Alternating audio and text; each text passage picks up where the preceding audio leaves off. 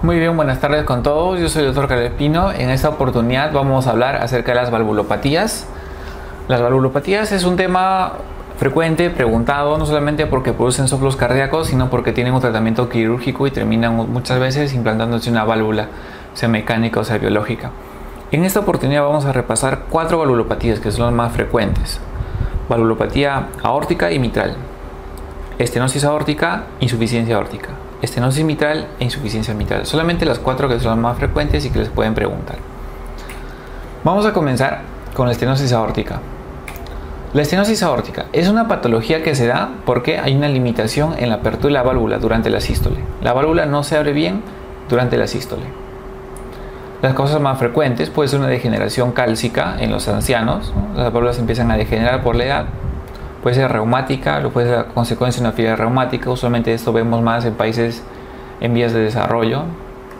Válvula bicúspide, que es congénita, solamente a los 30-40 años ya están debutando con estenosis aórtica. Válvula aórtica bicúspide puede ser inflamatoria, entre otras causas. Puede estar asociada con patologías de la aorta, como el aneurisma y la aorta en porcelana. ¿Qué es la aorta en porcelana? Es una aorta que está muy calcificada. Por todo lo calcificada es una aorta en la cual es complicado el abordaje quirúrgico, por ejemplo, ¿no? Y hay que implantar un tratamiento percutáneo. ¿Qué es lo que va a producir? Pues fisiopatológicamente, como está cerrada, vamos a ver el ventrículo izquierdo como una habitación donde hay una puerta de entrada y una puerta de salida. Por la puerta de entrada la válvula mitral y por la puerta de salida la válvula aórtica. Entonces normalmente en la diástole ingresa la sangre hacia el ventrículo izquierdo, es decir, es como que los alumnos entraran dentro de la habitación. Y durante la sístole los alumnos salen de la habitación, ¿no? Sale la sangre a través de la válvula aórtica.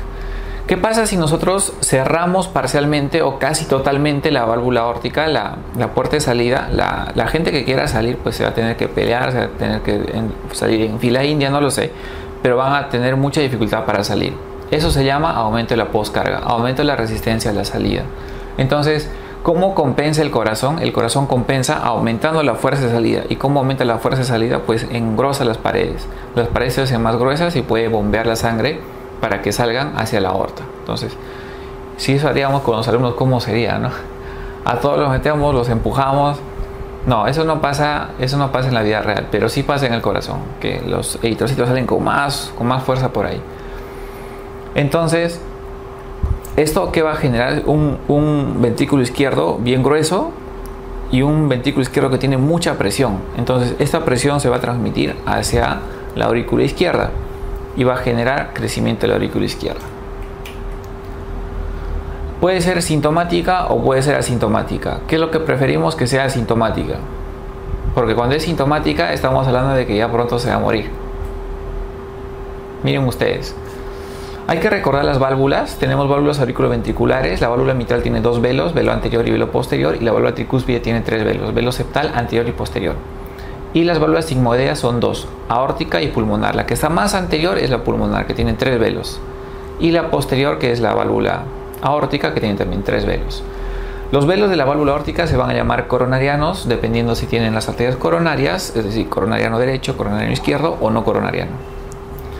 Miren ustedes, una válvula aórtica normal tiene 3 velos. Cuando está cerrada pues se cierra bien, y cuando está abierta pues se abre bien. Pero en el caso de la estenosis de la válvula aórtica, miren ustedes, es una válvula que está engrosada, que está con bastante calcio. En la estenosis aórtica lo que va a pasar es esto, miren ustedes, que no se abre de forma adecuada la válvula. Este orificio, que normalmente tiene que ser pues 2-3 centímetros, va a terminar siendo 0.8-0.6, pequeñito. Un espacio pequeñito para que salgan todos. Van a salir, sí van a salir, pero van a salir así recontra apretados, ¿no? Con una presión bastante alta, ¿ya? Si esto se termina de cerrar, pues el paciente termina muriendo. Por eso es que nosotros, cuando vemos que está cerrado, ya tenemos que pensar en operarlo. ¿Cuándo pensamos en operarlo? Cuando el defecto ya empieza a ser menos de 1 centímetro cuadrado. Decimos que la valvulopatía es severa. ¿Cuál es la fisiopatología? Miren ustedes, normalmente el corazón normal es así, ¿sí o no? Cuando hay sístole se abre la válvula, pero cuando hay estenosis aórtica la válvula está engrosada, con su apertura limitada. Entonces, ¿qué va a pasar? La sangre que llega acá, para que pueda salir, va a tener que engrosarse. Mira, el ventrículo se tiene que engrosar para que expulse con más fuerza. Aumenta la presión a este nivel, en esta cavidad. Eso se llama aumento de la presión telediastólica. Aumenta la presión y esa presión se puede transmitir hacia las aurículas y eso se puede transmitir hacia las venas pulmonares. Y si se transmite a las venas pulmonares, se transmite hacia el lecho vascular pulmonar, el lecho capilar pulmonar y eso se puede traducir en congestión. Es decir, estos pacientes pueden tener congestión, insuficiencia cardíaca, disnea, edema de pulmón pueden tenerlo, sobre todo cuando es más severo. Cuanto más severo, peor es. ¿Ya? Cuanto más severo, peor es. Y como se engruesa bastante este ventrículo como se engruesa bastante, va a generar mayor demanda de oxígeno. Y si el paciente tiene aparte enfermedad coronaria, es decir, ateromatosis, placas de colesterol en las arterias, va a haber un desbalance de oferta con demanda. El corazón va a demandar mucho y las arterias no le pueden dar lo que demanda, entonces va a tener angina de pecho, puede tener angina de pecho. Ahora, si acá esta obstrucción es importante, el paciente tiene una pequeña arritmia y por un momento deja de pasar la sangre por acá y no se perfunde bien el cerebro, el paciente va a tener síncope, se va a desmayar. Son los síntomas cardinales de la estenosis aórtica: la disnea, el síncope y la angina. Miren ustedes, este gráfico es bastante importante. Miren ustedes, esta es la sobrevida de los pacientes y esta es la edad en años. Este es un paciente que tiene una estenosis aórtica. Puede ser severa o no severa. Lo importante es que sea sintomático. Cuando comienzan los síntomas, miren ustedes cómo la sobrevida empieza a caer rápido. Es por eso que estos pacientes con síntomas y que tienen enfermedad severa tenemos que identificarlos rápidamente y operarlos, corregir el defecto. Si vamos a desglosar esto, miren, en cuanto a los síntomas y la sobrevida, ustedes saben que esto es típico y usualmente lo preguntan en los exámenes. Miren, cuando el paciente tiene angina, la sobrevida estimada es de 5 años, promedio. Si el paciente tiene síncope, la sobrevida estimada son 3 años. Pero si el paciente tiene disnea o tiene, mejor dicho, insuficiencia cardíaca, la sobrevida promedio es 2 años. Entonces, miren qué importante, qué importante saber y preguntar bien los síntomas al paciente. Lo que quiero que ustedes recuerden acá es que cuando el paciente tiene síntomas, ya dramáticamente el pronóstico del paciente empeora. ¿Cuáles son las claves diagnósticas? ¿Qué nos va a orientar hacia la estenosis aórtica? Un soplo en el foco aórtico. Si la dificultad es para que salga la sangre, o sea, va a ser un soplo sistólico. Es un soplo usualmente rudo, en forma romboidal, que se puede irradiar hacia las carótidas. El segundo ruido cardíaco puede estar apagado, puede estar disminuido o puede no escucharse. ¿De qué va a depender? Del grado de calcificación que pueda tener la válvula. Si la válvula está muy calcificada, pues el segundo ruido no se va a escuchar. O si es muy severo, no se va a escuchar. Tenemos que realizar una ecografía para evaluar la válvula aórtica, hay que evaluar gradientes a través de la válvula y medición del área de la apertura, ¿no?, durante la sístole. Una vez establecido el diagnóstico, tenemos que evaluar la severidad, si es severo o no es severo, y definir si va a requerir reemplazo valvular. ¿Por qué? Porque los casos leves y moderados no se operan, salvo que el paciente tenga una cirugía cardíaca por otro motivo que no sea esa válvula. ¿Qué tal si le van a corregir la válvula mitral? Ya, también que le corrijan la válvula aórtica, así tenga enfermedad moderada. Cuando es severo pero es asintomático, también se le puede, usualmente observamos nada más, pero podemos hacerle una prueba de esfuerzo. ¿Qué tal si en la prueba de esfuerzo el paciente hace hipotensión? O en la prueba de esfuerzo le hacemos correr al paciente y reproducimos los síntomas. En esos casos sí tendríamos que operar también al paciente. Si son severos, si son sintomáticos, pues hay que hacer de elección un reemplazo valvular aórtico. Hay que cambiar esa válvula. Miren ustedes. Esta es una imagen de tomografía, de resonancia también. Esta es resonancia, esta es tomografía. Podemos analizar acá la válvula aórtica, la apertura. Miren ustedes, como habíamos repasado en anatomía, la válvula aórtica es trivalva. Acá se ven los 3 velos y se ve bien la apertura, ¿sí o no? Entonces, con este tipo de estudios nosotros podemos ver bien lo que es la apertura de la válvula aórtica. Y podemos definir si es que el paciente tiene una área valvular pequeña, es decir, menos de 1 centímetro cuadrado, lo que es indicativo de que es una estenosis severa. También podemos hacer la ecografía, y de hecho que la ecografía es lo primero que nos orienta, son los gradientes. Miren, gradientes muy altos son los que nos van a orientar a que sea una valvulopatía severa. Ya sabemos que el tratamiento es cambiar la válvula. Podemos cambiar la válvula, es de elección. ¿Cuáles son las indicaciones de cirugía en la estenosis aórtica? Pacientes sintomáticos, o si es que son asintomáticos o la fracción de eyección está baja. ¿Qué significa que la fracción de eyección esté baja? Que tiene insuficiencia cardíaca. Tenemos que corregir esa válvula, tenemos que hacer un cambio. Si es una estenosis moderada o es un paciente con estenosis severa y se va a operar de otra cirugía cardíaca de otro tipo, igual tenemos que cambiarla. O si el paciente es asintomático y la fracción de eyección está conservada, le podemos hacer una prueba de esfuerzo. Le hacemos correr al paciente y vemos si reproduce, si se desmaya, si tiene angina o si tiene hipotensión con el ejercicio. Eso nos indica que es de alto riesgo y que tenemos que operarlo pese a que no tenga síntomas, pese a que la fracción de eyección esté normal. Las recomendaciones actuales, que son las recomendaciones tanto de los europeos como los americanos, recomiendan lo siguiente. Miren, manejo del paciente con estenosis aórtica severa. ¿Qué es lo primero que hay que preguntar? ¿Tiene síntomas o no tiene síntomas? Si el paciente tiene síntomas, ya sabemos que tiene que operarse, salvo que el paciente tiene una comorbilidad importante. ¿Qué tal si el paciente es postrado, es un paciente con Alzheimer, es un paciente que tiene un cáncer con un pronóstico de vida muy malo al corto tiempo? Si tiene todo eso, bueno, pues solamente manejo con pastillas nada más, ni tocar esa válvula, porque tocamos la válvula y se va a morir el paciente. Mejor que siga los pocos meses que le quedan de vida. Si el paciente no tiene nada de comorbilidades importantes, en ausencia de todas estas comorbilidades, tenemos que ver el riesgo operatorio del paciente. El paciente puede no tener Alzheimer, no está postrado, pero tiene insuficiencia renal, ha sido operado el corazón, tiene 70 años, tiene fracción de eyección 30%. Ustedes comprenderán que ese paciente tiene mayor riesgo, ¿sí o no? Mayor riesgo operatorio. Si el paciente tiene mayor riesgo operatorio, entonces ya pensamos en no hacer una operación a pecho abierto, sino pensamos hacer una operación más percutánea con cateterismo cardíaco. Entonces, si el paciente tiene un bajo riesgo, vamos al reemplazo valvular aórtico quirúrgico. Pero si el paciente tiene alto riesgo, vamos a ver que es muy frágil, tenemos que llevarle una discusión con los cirujanos, cardiólogos, anestesiólogos, hemodinamistas y decidimos, ¿no?, si le hacemos o no le hacemos un TAVI. TAVI es el implante de una válvula de forma percutánea. Ya existe. Y por vía femoral podemos colocar una válvula en la posición aórtica. Entenderán que eso evita el corte en el pecho, evita las complicaciones propias de la cirugía, evita el tiempo prolongado de hospitalización, evita el riesgo de muerte por sangrado. Hay varios estudios que están demostrando de que sí son tan buenos o incluso mejores en algunas situaciones respecto al cambio quirúrgico clásico, ¿no?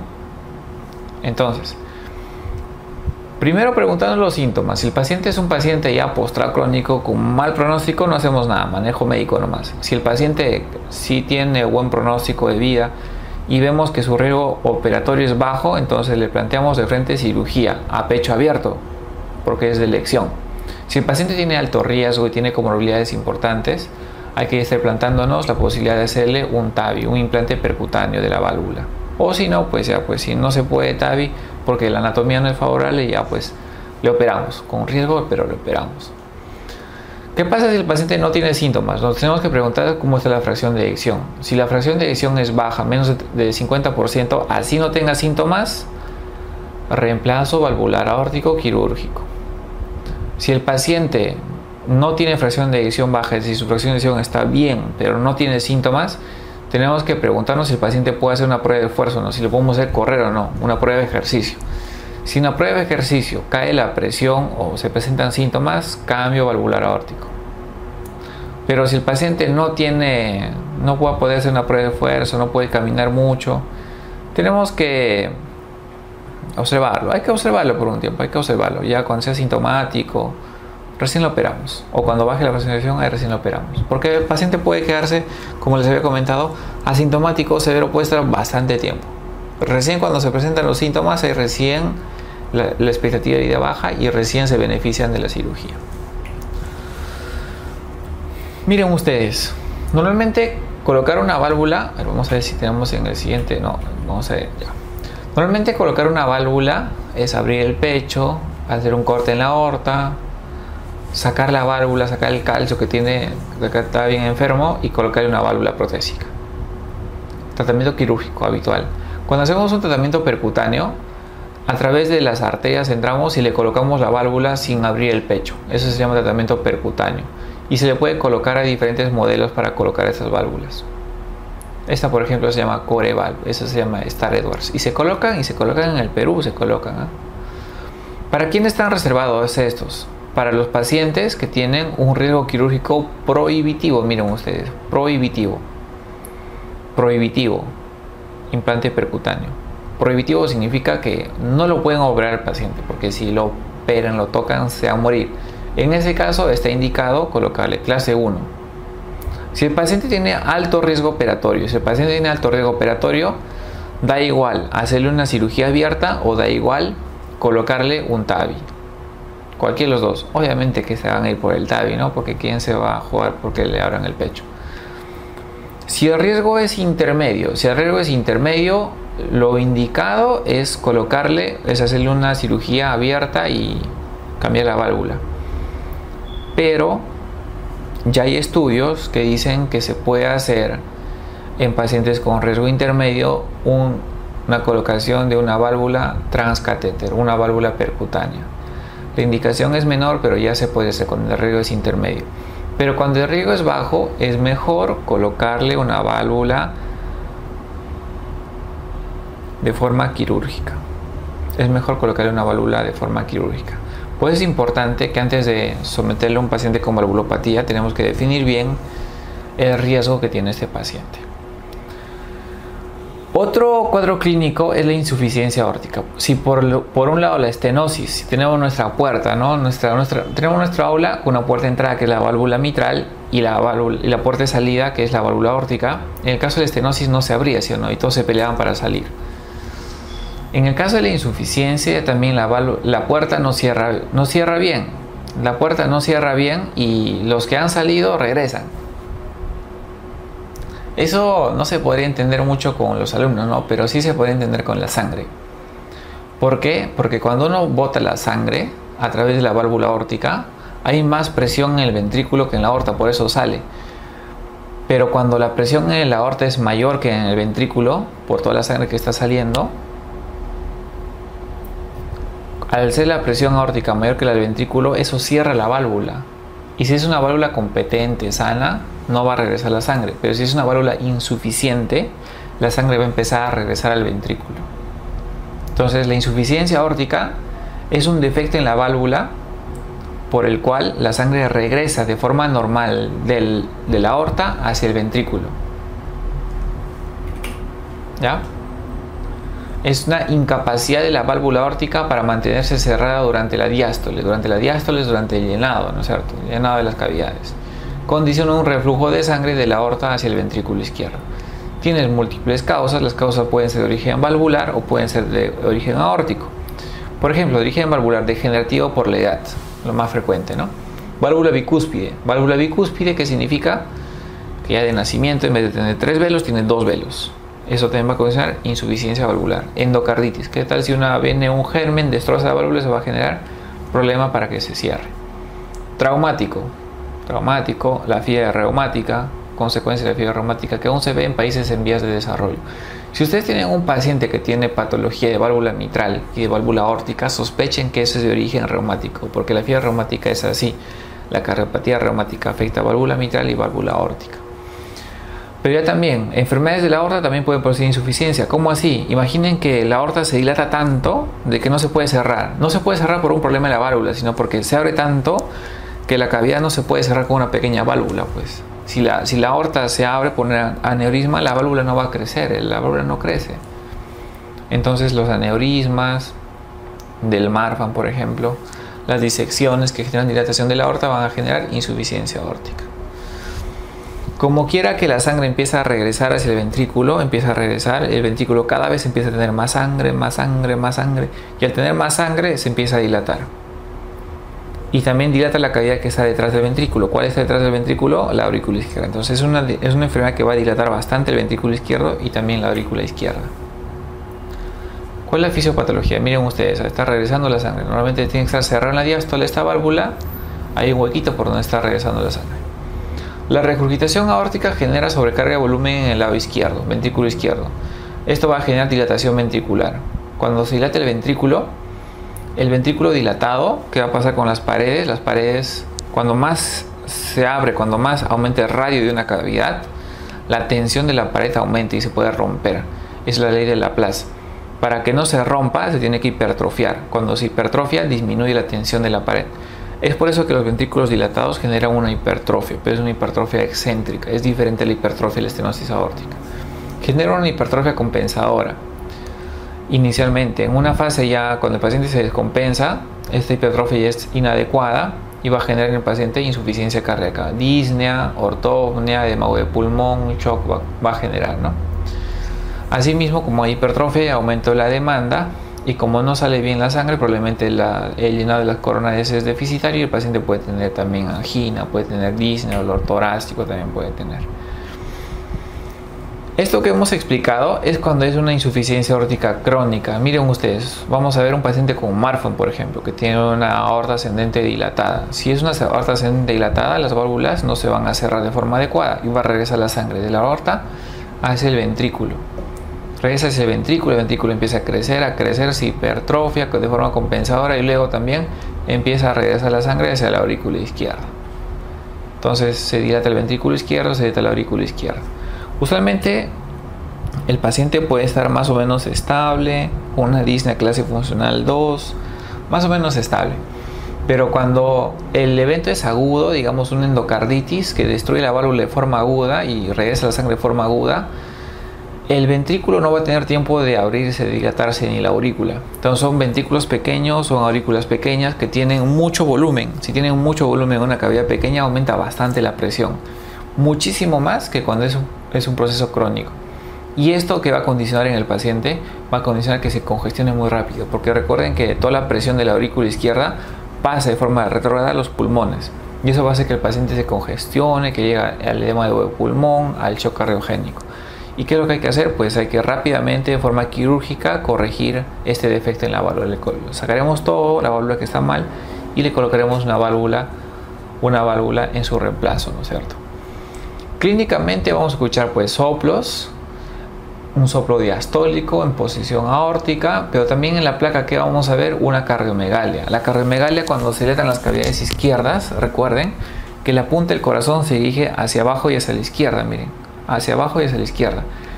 Caso contrario cuando crecen las cavidades derechas. Cuando crecen las cavidades derechas, la punta se dirige hacia arriba y hacia la izquierda. Cuando crecen las cavidades izquierdas es hacia abajo y hacia la izquierda. La clínica es muy variada de estos pacientes, o sea, pueden estar asintomáticos, pero lo que signos sí vamos a encontrar, porque la insuficiencia aórtica es la patología cardíaca que tiene mayor cantidad de signos. Miren ustedes, diferencial de pulso amplia, ¿qué significa? Que la presión sistólica con la diastólica van a estar bien altas. Vamos a tener 200 de sistólica y la diastólica va a estar en 40. Una diferencial de presión bien alta. Podemos escuchar un soplo diastólico en el foco aórtico. Colocamos en el foco aórtico el estetoscopio. Primer, segundo ruido, después del segundo ruido, un soplo diastólico. Soplo de Austin Flint, que ha sido preguntado en los exámenes también. Soplo de Austin Flint se da en el caso de insuficiencia aórtica severa. ¿Por qué se da? Porque como la sangre regresa así, bastante sangre, ustedes saben que la válvula aórtica está junto con la válvula mitral. Como la sangre regresa bastante, puede hacer que golpee la válvula anterior, el velo anterior de la válvula mitral, golpee esa sangre que regurgita, golpea el velo anterior y esto va a generar que se cierre parcialmente la válvula mitral. Y como todavía está en diástole, va a generar un soplo diastólico que parecería de estenosis mitral. No los quiero confundir. Solamente que ustedes recuerden que el soplo de Austin Flint es un soplo de insuficiencia aórtica. El pulso Zeller, ¿cómo es un pulso Zeller? Que uno va a tocar el pulso del paciente y es como que si le golpearan, pac, pac, pac, fuerte, intenso, duro, como el hipertiroidismo, igualito, intenso. Le llaman también signo de martillo de agua. Pulso de Corrigan. Ustedes van a ver las carótidas, tremendo pulso. A veces pues, el paciente puede tener danza arterial que se va moviendo la carótida bastante, ¿no? ¿Por qué se mueve la carótida bastante? Porque el paciente puede que tenga una arritmia también o una fibrilación auricular, le llaman danza arterial. A nivel femoral, ¿qué vamos a ver? El pistoletazo de Traube. Pistoletazo de Traube. Podemos palpar la zona femoral y vamos a ver que golpea fuerte, ¿no? Pum, pum, pum. Es un pistoletazo. Pistoletazo de Traube. En las uñas vamos a ver cómo es el latido de corazón. En las uñas, en el lecho unguial. Eso se llama el signo de Quinque. El signo de Muset es en la cabeza. Tan severa será que habrán visto, pues así, ¿no? Las insuficiencias severas, que como la sangre empieza a salir con bastante... ¿Por qué sale con bastante fuerza la sangre? Porque recuerden que la sangre, como se empieza a retornar al ventrículo, el ventrículo empieza a crecer y tiene bastante volumen, y cuando el ventrículo se contrae, pues bota bastante sangre, y esa bastante sangre puede generar movimiento de la cabeza. Signo de Muset es cuando mueven la cabeza en cada latido cardíaco. Signo de Muset. Signo de Durosies. Durosies es cuando uno pone el estetoscopio a nivel femoral y puede escuchar un soplo femoral de la insuficiencia aórtica. Signo de Hill es cuando, bueno, pues cuando hay diferencia de presión entre los brazos y las piernas. Recuerden la patología que tiene la mayor cantidad de signos clínicos, ¿ya? El soplo de la insuficiencia aórtica, recuerden que es un soplo diastólico. La sístole viene del primer al segundo ruido cardíaco, y del segundo al primer ruido cardíaco es la diástole. Es un soplo que va a comenzar del segundo ruido, es un soplo diastólico. Puede ser meso o puede ser proto o meso diastólico. ¿Ya? Proto o meso diastólico. No se olviden. Miren, hacemos el diagnóstico de esta patología clásicamente con la ecocardiografía. Miren, en la ecocardiografía vamos a ver acá aurícula izquierda, ventrículo izquierdo, la aorta, y acá viene el ventrículo derecho, y acá vemos el tabique interventricular. Miren ustedes que está regresando la sangre de la aorta hacia el ventrículo, ¿no? Este chorrito azul, está regresando la sangre. Si hacemos la evaluación Doppler, vamos a ver pues estos chorritos Doppler que nos hablan de regurgitación aórtica. ¿Cómo hacemos el tratamiento de esta patología? Los casos leves a moderados preferimos el manejo médico con pastillas, evitando la sobrecarga de líquidos, controlando las arritmias si las tuvieran, o fármacos que eviten el remodelado cardíaco. ¿Cuáles son esos? Yeca, beta bloqueadores, espinolactona. En casos severos, y sobre todo si son sintomáticos, se prefiere el tratamiento quirúrgico, con reemplazo o reparación de la válvula. En este caso ya el tratamiento percutáneo todavía no está estandarizado. En casos de insuficiencia aórtica es mejor el cambio quirúrgico, ¿ya? Cuando es severo y cuando es sintomático hay que operar, no hay duda de eso. Pero hay casos en los cuales es severo pero no tiene síntomas, o sea, severo asintomático. Hay que operar en qué situaciones, en las cuales el ventrículo izquierdo esté muy dilatado. En el caso en que la fracción de eyección sea menos del 50%, o en el que se opere de cirugía cardíaca por otro motivo. Digamos, le van a operar de bypass. Entonces, si tiene un problema de la válvula aórtica, también hay que corregir la válvula aórtica. En una sola cirugía que le hagan las dos cosas. Miren, igual que nos dicen las últimas guías europeas, americanas, que nos dicen manejo de la regurgitación aórtica. Acá nos hablan de la aorta ascendente. ¿Qué pasa si la aorta ascendente está dilatada? Es un mecanismo, sí o no, de insuficiencia aórtica. Si la aorta ascendente está dilatada, de frente vayan a cirugía, porque hay que corregir la aorta, hay que cambiar la aorta y hay que poner otra válvula. Eso se llama la cirugía de Ventral. Sacamos toda la aorta ascendente y quitamos la válvula y hacemos un reimplante coronario. Si es que la aorta ascendente no está dilatada, entonces y nos preguntamos, ¿no? ¿Tiene insuficiencia aórtica severa? Sí. Si es sintomática, entonces va a cirugía. Si no es sintomática, vamos a ver, la fracción de eyección menos del 50%, o el ventrículo izquierdo muy dilatado. Muy dilatado significa que en diástole sea más de 7 centímetros o en sístole más de 5 centímetros. Si la respuesta es sí, también va a cirugía. Si la respuesta es no, lo observamos nada más. O si no es severa, si es moderada, leve, la observamos nomás y le damos medicamentos, ¿no? Muy bien.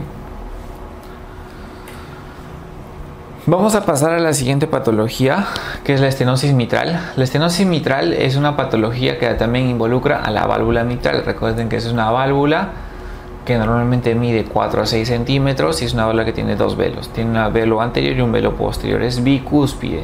Normalmente es bicúspide. ¿Ya? Se le dice mitral por la analogía que tiene con la mitra papal. Por eso se le dice mitral. La estenosis mitral es un problema cuando no se puede abrir. Imaginen ustedes, normalmente tenemos la habitación y tenemos una puerta de entrada y una puerta de salida. Vamos a ver la puerta de entrada. ¿Qué pasa si la puerta de entrada está mal y solamente hay una pequeña hendidura por donde pueden pasar los alumnos? Pasarán pues, pero así estirando la cara, poco a poco pasarán, ¿no? Pero van a pasar. Hay un defecto en la apertura, eso se llama estenosis mitral, ¿ya? Durante la diástole. Su etiología es variada, cardiopatía reumática, sobre todo en países en vías de desarrollo como nuestro, todavía es frecuente. Secuela de la fiebre reumática termina siendo la estenosis mitral. Degeneración cálcica más en ancianos, puede ser congénita, entre otras. ¿Cuál es la fisiopatología acá? ¿Qué pasa si la sangre no va a pasar de la aurícula al ventrículo porque está cerrado? La sangre se va a empezar a congestionar, se va a empezar a acumular en la aurícula izquierda y la aurícula izquierda se va a dilatar bastante. Esta sangre acumulada en la aurícula izquierda va a hacer que se dilate y que aumente la presión en la aurícula izquierda. Esta presión se va a transmitir hacia el capilar pulmonar y va a generar congestión en el paciente. El paciente puede tener incluso edema agudo de pulmón. Como aumenta la presión en el lecho pulmonar, esta presión se puede transmitir incluso hasta la arteria pulmonar, incluso hasta el ventrículo derecho, y puede generar en algunos casos hipertensión pulmonar. ¿Ya?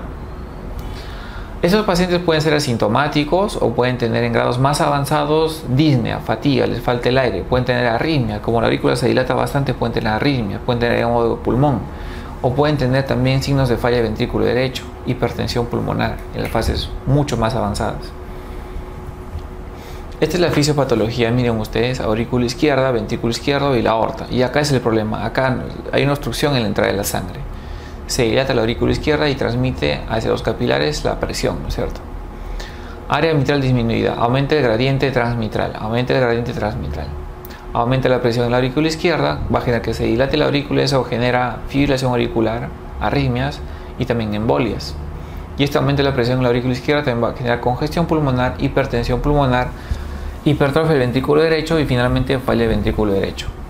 Asimismo, si es que para hacia adelante, si no pasa mucha sangre, ¿qué va a generar? Disminuye el llenado del ventrículo izquierdo y eso va a generar disminución del gasto cardíaco. Generalmente esto se da en situaciones como taquicardia o ejercicios, son situaciones que descompensan a los pacientes, así que habitualmente estos pacientes tienen que tener frecuencia cardíaca baja, darles medicamentos que bajen la frecuencia cardíaca para que no se descompense. Una sola fibrilación auricular fácilmente los puede descompensar. Clínicamente, ¿qué podemos encontrar? Como es un problema de la diástole, durante el llenado del ventrículo, ahí es donde la puerta no se abre. Como es un problema diastólico, el soplo va a ser diastólico en el foco mitral. Puede haber un clic de apertura de la válvula. Cuando la válvula se abre o se quiebra, ahí podemos tener un clic de apertura, que también es diastólico. El primer ruido cardíaco puede estar aumentado de intensidad cuando las válvulas están calcificadas y el segundo ruido puede estar incrementado cuando hay hipertensión pulmonar. En la placa, en el eco, en el EKG podemos ver signos de dilatación de la aurícula izquierda y el diagnóstico definitivo es por ecocardiografía. El tratamiento puede ser conservador en los casos leves, moderados, o podemos intentar hacer una apertura percutánea, es decir, por cateterismo, o también quirúrgico, reemplazo valvular mitral. Miren ustedes, acá quiero que ustedes recuerden un epónimo que es el ritmo de Durossiez, que se los pueden preguntar. El ritmo de Durossiez es lo que podemos encontrar clásicamente en la estenosis mitral. Lo primero, primer ruido aumentado de intensidad. ¿Por qué se aumenta de intensidad? Porque la válvula está calcificada. Viene la sístole, donde no hay mayor problema. El segundo ruido, ¿cómo está? El segundo ruido se sigue de un clic, un chasquido de apertura. Chasquido de apertura. Y de ese chasquido de apertura viene un soplo diastólico. Un soplo diastólico. Este soplo diastólico usualmente es de baja frecuencia. Se escucha mejor con la campana del estetoscopio. Y es un ruido que asemeja el ronroneo del gato. Es un sonido de baja frecuencia. Y finalmente, si el paciente está en ritmo sinusal, antes de la sístole, porque esto es diástole, antes de la sístole, que va a tener un pequeño refuerzo. Eso porque se da por la contracción auricular. Como la última fase de la diástole es la contracción auricular, eso va a generar un aumento en el sonido del soplo, ¿no? Entonces, ritmo de Durossiez tiene que ver con primer ruido cardíaco incrementado, sístole limpia, segundo ruido que se sigue de un chasquido de apertura y un soplo diastólico asociado a un refuerzo presistólico. Ese es el ritmo de Durossiez, ¿ya? Este se va a escuchar mejor en el ápex. Eso es típico de la estenosis mitral. Miren ustedes, en el EKG cuando tenemos una aurícula izquierda dilatada, que vamos a tener crecimiento de la aurícula izquierda. En derivada de 2 vamos a tener las P mitrales, ¿no? Que nos asemejan a la estenosis mitral, P mitrales melladas, ¿no? Melladas. Y en B1, dos componentes, ¿no? Hemos repasado EKG. Cuando hablamos de crecimiento de la aurícula izquierda, dos componentes de la aurícula izquierda. Positivo pequeñito y negativo bien grande. ¿Por qué? Porque el positivo es crecimiento de la aurícula derecha y el izquierdo crecimiento de la aurícula izquierda, ¿no? En la ecografía vamos a tener crecimiento de la aurícula izquierda y una válvula mitral que no se mueve, que no se abre de forma adecuada, ¿no? Podemos directamente medir la válvula, cuánto es la apertura. Miren ustedes, esa apertura. Acá hay un signo de palo de hockey también, ¿no? Que le conocen en la ecocardiografía. Miren, no se abre, esto debe estar bien abierto, de puerta a puerta, de par a par, pero vamos a cambiar un hilito, un puntito nomás. En la placa de tórax, pues podemos ver crecimiento de la aurícula izquierda. Miren acá, acentuación de la aurícula izquierda. O si le hacemos un esofagograma contrastado, vamos a ver cómo claramente se ve comprimido por una aurícula izquierda dilatada, ¿no es cierto? Por una aurícula izquierda dilatada. Son formas de cómo podemos verla, ¿no? En parte del estudio del paciente. ¿Cómo hacemos el manejo de estos pacientes? En este caso, tanto en la estenosis aórtica como en la estenosis mitral, podemos hacer tratamiento percutáneo.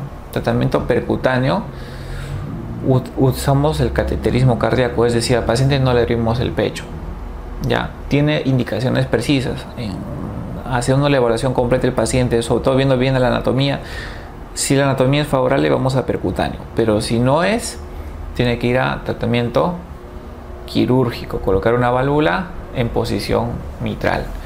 ¿Cómo es el tratamiento? El tratamiento de estos pacientes comienza cuando la enfermedad es moderada a severa. Miren, por área valvular, cuando la apertura es menos de 1 centímetro cuadrado, decimos que es severa. Cuando es de 1 a 1.5 decimos que es moderada. Cuando es de 1.5 a 2.5 decimos que es leve. El tratamiento de estos pacientes ya comienza cuando la enfermedad es moderada, cuando el área es menos de 1.5. Y según el algoritmo, ¿qué tenemos que hacer? Bueno, pues primero preguntarnos si el paciente tiene síntomas o si no tiene síntomas. Si tiene síntomas, si son síntomas leves o si son síntomas moderados o severos. Vamos a ver, en el caso lógico, ¿no? Si los síntomas son severos, tenemos que hacer algo. Lo primero que nos preguntamos es si podemos hacer o no el tratamiento percutáneo, que es menos agresivo, que es una recuperación más rápida. Si la anatomía es favorable para este procedimiento que se llama valvuloplastía con balón, si la anatomía es favorable, nos vamos para valvuloplastía siempre y cuando descartemos que no haya trombos en la aurícula izquierda, que no haya insuficiencia mitral significativa, porque eso va a contraindicar este procedimiento. Si no hay contraindicaciones para esto, entonces le hacemos valvuloplastía. ¿Qué cosa es anatomía favorable? Anatomía favorable significa que la válvula, que la válvula con estenosis no tenga mucho calcio, que no esté muy engrosada, que es una válvula que como que más fácil de trabajar, ¿no? Sobre todo por el calcio. Si tiene mucho calcio y uno lo va a intentar inflar con un globo, con un balón, no se va a poder, pues porque es duro. Ustedes saben, para el calcio es como piedra. Cuando no tiene mucho calcio es donde usualmente se puede tener mayor éxito, ¿no? En las valvuloplastías.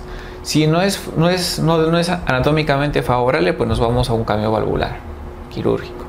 Si los síntomas son leves, podemos, si es anatómicamente posible hacerle una valvuloplastía percutánea, le hacemos valvuloplastía. Pero si la anatomía no es favorable, podemos esperar un poquito hasta el momento en el que tengamos que operar. ¿Por qué? Porque es más cruento, ¿no? Y tal vez se va a morir de otra cosa y no de la estenosis mitral. No sé si me entienden.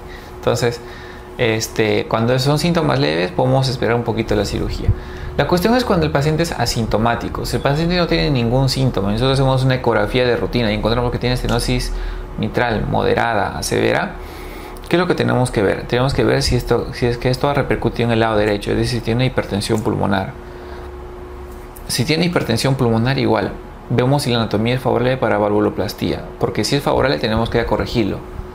La hipertensión pulmonar va a bajar cuando lo corrijamos. Si no tiene hipertensión pulmonar, le hacemos seguimiento nada más. Ya les he dicho, se puede morir de otra cosa que no sea la válvula mitral. ¿Ya? Vamos a ver la cuarta valvulopatía, la última valvulopatía, que es la insuficiencia mitral. Nuevamente recordamos el salón de clases que tiene una puerta de entrada y una puerta de salida. Si tuviera una insuficiencia, una estenosis en la válvula mitral, en la puerta de entrada, ya sabemos que los alumnos van a entrar como que estirándose una mano, alargándose, van a entrar. Pero cuando hay insuficiencia, ya también los alumnos que van a entrar, los últimos que han entrado, se van a regresar, van a salir. ¿Por qué? Porque desde afuera lo están succionando. Eso solamente es algo imaginativo, pero eso es lo que pasa en el corazón. En el corazón, cuando hay insuficiencia mitral, la sangre que entra al ventrículo durante la diástole, cuando el corazón se contraiga, parte de esa sangre va a regresar ¿hacia dónde? Hacia la aurícula. Y como va a regresar hacia la aurícula, va a sobrecargar la aurícula. La aurícula va a tener más volumen, más volumen, más volumen. Y cada vez más volumen va a venir al ventrículo izquierdo y el ventrículo izquierdo también se va a dilatar. Y al final vamos a tener aurícula dilatada y ventrículo dilatado. Los dos vamos a tener la insuficiencia mitral. Vamos a ver. Entonces es la incapacidad de la válvula mitral de mantenerse cerrada durante la sístole. Durante la sístole tiene que estar bien cerrada, pero en la insuficiencia mitral no cierra bien, entonces la sangre pasa del ventrículo hacia la aurícula de forma normal. Fisiopatológicamente condiciona la regurgitación de la sangre del ventrículo hacia la aurícula durante la sístole, lo cual condiciona aumento de la presión de la aurícula izquierda y dilatación de las cavidades izquierdas por sobrecarga de volumen. Sus causas son muchas, nuevamente en países en vías de desarrollo la cardiopatía reumática, en países desarrollados, entre comillas, acá también estamos viendo bastante, como ya no vemos mucha fiebre reumática en el Perú hace más de 10, 15 años, estamos viendo más degeneración cálcica por la edad o degeneración mixomatosa. Mixomatosa es cuando el prolapso, por ejemplo, de válvula mitral, válvulas gruesas, ¿no? Y degeneración cálcica es cuando se mete mucho calcio en la válvula que no deja que se mueva bien y no cierran de forma adecuada. Esas son las causas más frecuentes. ¿Ya? Entonces, las causas también las podemos catalogar como primarias o secundarias. Las primarias, por ejemplo, degeneración mixomatosa, endocarditis, cardiopatía reumática o hendidura mitral congénita. Defectos del músculo de las cuerdas tendíneas, por ejemplo, una rotura del músculo papilar, disfunción isquémica del músculo papilar, o problemas en el anillo, ¿no? Calcificación del anillo de la válvula. O pueden ser secundarias cuando no depende ni de la válvula ni del aparato subvalvular. Por ejemplo, agrandamiento importante de la aurícula izquierda, ¿no? Si agranda la aurícula izquierda, se va a dilatar el anillo y va a generar insuficiencia. Miren, por ejemplo, cuando hablamos de la insuficiencia mitral primaria, válvula, cuerdas tendíneas y músculos. Válvula, cuerdas tendíneas y músculos. Cuando decimos que es secundaria, no depende de estos tres, sino depende de lo que está por fuera. Puede ser el anillo, la aurícula, el ventrículo. En el caso de un paciente que tiene un infarto, por ejemplo, un infarto, que va a pasar, el ventrículo se empieza a dilatar. Si se empieza a dilatar, estas cuerdas se van a poner tensas, y no van a cerrar como tendrían que cerrar. Entonces, ¿qué va a pasar? La sangre empieza a regurgitar. Insuficiencia. En este caso, no es por un problema propio de la válvula, sería insuficiencia mitral secundaria. Eso sucede, por ejemplo, en los infartos antiguos. Pero ¿qué pasa si es un infarto reciente donde producto del infarto se rompe una cuerda? Si se rompe una cuerda va a ser un problema primario, ¿sí o no? Y esto va a generar insuficiencia mitral. La insuficiencia mitral también puede ser aguda o puede ser crónica. Lo más frecuente es que veamos insuficiencia mitral crónica, y esta es la fisiopatología. Como regresa mucha sangre hacia la aurícula izquierda, va a generar aumento de la presión en la aurícula izquierda, aumenta el tamaño de la aurícula izquierda y eso predispone hacia las arritmias. Asimismo, el aumento de la presión de la aurícula izquierda va a condicionar aumento de la presión en la arteria pulmonar y eso puede condicionar disfunción del ventrículo derecho. Eso va a condicionar insuficiencia cardíaca. Por otro lado, como regresa bastante sangre a la aurícula, cuando la aurícula tenga que pasar sangre al ventrículo, también va a pasar bastante sangre. Eso se llama sobrecarga de volumen del ventrículo izquierdo. Se va a dilatar el ventrículo izquierdo. En un momento va a contraer fuerte, pero luego va a dejar de contraer bien, va a disminuir la contractilidad y eso va a generar insuficiencia cardíaca y eso con riesgo de muerte. Por eso hay que operar a estos pacientes. Miren ustedes, cuando la insuficiencia es crónica, permite que se dilaten tanto el ventrículo como la aurícula y estos pacientes pueden tener más o menos tolerada su valvulopatía, así sea severa. Pero cuando es aguda, no le da tiempo al corazón para que se compense y dilate las cavidades. Y van a tener muchísima presión en el ventrículo, muchísima presión en la aurícula y en los pulmones. Y esto va a generar edema de pulmón y va a llevar al shock cardiogénico. Miren, por ejemplo, insuficiencia mitral aguda. ¿En qué contexto se da? endocarditis infecciosa. Viene un germen, destruye la válvula, en unos días se destruye. Eso es agudo, ¿sí o no? O un infarto de miocardio. ¿Qué va a generar? Aumento de la presión en la aurícula izquierda, congestión pulmonar. ¿Cómo va a estar la placa? La silueta cardíaca normal, pero obviamente que va a estar muy congestionado de modo de pulmón. ¿Cómo lo vamos a manejar? Con vasodilatadores endovenosos, inotrópicos positivos o un balón de contrapulsación intraaórtico. Cirugía urgente. Si no se opera, se va a morir. Cuando es crónico, que es la mayoría de nuestros pacientes, pues es la etiología fibrosis reumática, un prolapso que es la degeneración mixomatosa o la degeneración cálcica. La aurícula izquierda se empieza a dilatar y eso amortigua un poco el aumento de la presión. Hay dilatación del ventrículo izquierdo y la aurícula izquierda y lo tratamos con los IECAS, diuréticos y digoxina. Si existe síntomas o disfunción del ventrículo izquierdo, es sinónimo de operar a este paciente, ¿no? Operar a este paciente. Clínicamente, ¿qué podemos encontrar? Un soplo sistólico en el foco mitral. Soplo sistólico. Puede haber crecimiento de la aurícula izquierda y el ventrículo izquierdo vistos por eco, por plaquetoras o por ecocardiografía. El diagnóstico definitivo es pues justamente la ecocardiografía. El tratamiento puede ser conservador en los casos leves a moderados o quirúrgico si hay signos de severidad, sobre todo si es sintomático o si es asintomático cuando vemos que ya empieza a disfuncionar el ventrículo.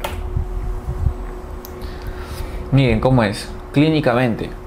Clínicamente, primer ruido y segundo ruido. Primer ruido y segundo ruido. Es un soplo sistólico, porque recuerden que cuando el corazón se contrae, la sangre empieza de forma normal a ir del ventrículo hacia la aurícula. Por eso es que en sístole.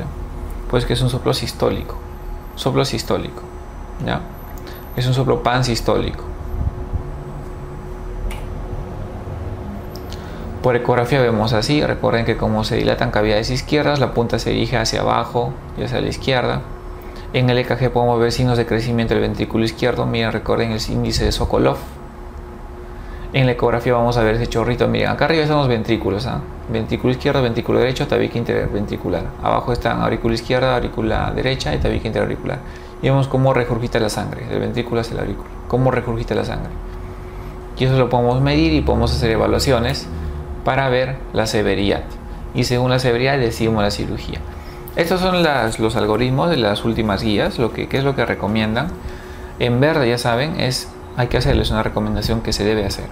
En amarillo es una recomendación, se sugiere, pero no necesariamente se tiene que hacer. En anaranjado se podría hacer, se podría. Y si nos pusieran clase 3 significa no recomendado, no se debe hacer. Vamos a ver, insuficiencia mitral. Nos preguntan acá si la insuficiencia es primaria o es secundaria. Primaria depende de la válvula y del aparato subralvular. Secundaria depende más del ventrículo, del anillo. Vamos a ver, ¿qué pasa si tenemos insuficiencia mitral secundaria? Es usualmente que los pacientes que tienen ventrículos muy dilatados, insuficiencia cardíaca, tienen insuficiencia mitral secundaria. Lo primero que tenemos que hacer con estos pacientes es darle un buen tratamiento médico, un buen tratamiento de la insuficiencia cardíaca, un buen tratamiento de la enfermedad coronaria. Todo lo que podemos hacer, tratamiento médico. Miren, si la insuficiencia mitral es grave y es asintomática, incluso podemos hacer vigilancia. O si la insuficiencia mitral es leve, moderada, solamente hay que hacer vigilancia nomás, vigilancia. Pero si es grave y si es sintomática, incluso si los síntomas están en clase 3, o sea, si son síntomas severos, si es insuficiencia severa y con síntomas severos, podríamos operarlo. Nivel 2B, colocarle una prótesis mecánica o biológica. En el caso que la insuficiencia mitral sea primaria, podemos preguntarnos si la insuficiencia es grave o no, o si es leve o moderada. Si es leve o moderada, vigilancia nada más. Pero si es grave, nos preguntamos, ¿es grave asintomático o es grave sintomático? Si es grave y sintomático, tendremos que operarlo. Pero ¿qué pasa? Si la fracción de eyección es menos de 30%, significa que ese ventrículo va a ser más difícil que pueda salir de cirugía, que pueda salir de sala de operaciones. Así le hayan colocado una válvula. ¿Por qué? Porque está muy desgastado ya. Si la fracción de eyección es menos de 30%, se podría hacer, pero miren, a nivel 2B. No es de primera línea. Si la fracción de eyección está conservada, más de 30, está bien, opéralo. Está indicado. Si es asintomático, tenemos que ver que la fracción de eyección, si es asintomático, la fracción de eyección ha bajado, pero no ha bajado tanto como 30%, si está entre 30 y 60%, o el ventrículo izquierdo está dilatado, tenemos que operarlo. Miren, a la fracción de eyección baja o el ventrículo dilatado, tenemos que operarlo. En el caso que el paciente tenga una fibrilación auricular de reciente inicio, tenga hipertensión pulmonar, o la fracción de eyección esté conservada y el ventrículo no esté dilatado, pero aún así sea sintomático y signos de severidad, tendríamos que ir valorando, ¿eh? Si es que nuestros cirujanos son confiables, que lo operen. Pero si nuestros cirujanos no son confiables, mejor lo observamos, ¿no? Porque someterlo a un riesgo innecesario al paciente. Se puede morir de otra causa que no sea su insuficiencia mitral. Ahora, algo ya para terminar. La insuficiencia mitral se trata, cuando se opera, de preferencia se hace una reparación. De preferencia, si pueden repararlo es mejor. Pero si no se puede reparar, hay que colocar la válvula. Siempre que se pueda reparar es mejor. Pero ahora que tengan también experiencia reparando. En el Perú no hay mucha experiencia haciendo reparación de válvula mitral. Por eso es que la mayoría termina con válvula. ¿Ya? Pero en otros lugares, si es que ustedes tienen posibilidad de hacer una reparación, reparen al paciente. Muy bien, hasta acá la revisión que hemos hecho de valvulopatía. Es una revisión un tanto breve. Repásenlo. Estos temas siempre los suelen preguntar. Las indicaciones de cirugía, cuando opera, cuando no opera, son actualizadas. Repásenlo. Conmigo hasta acá será otra oportunidad. Muchas gracias.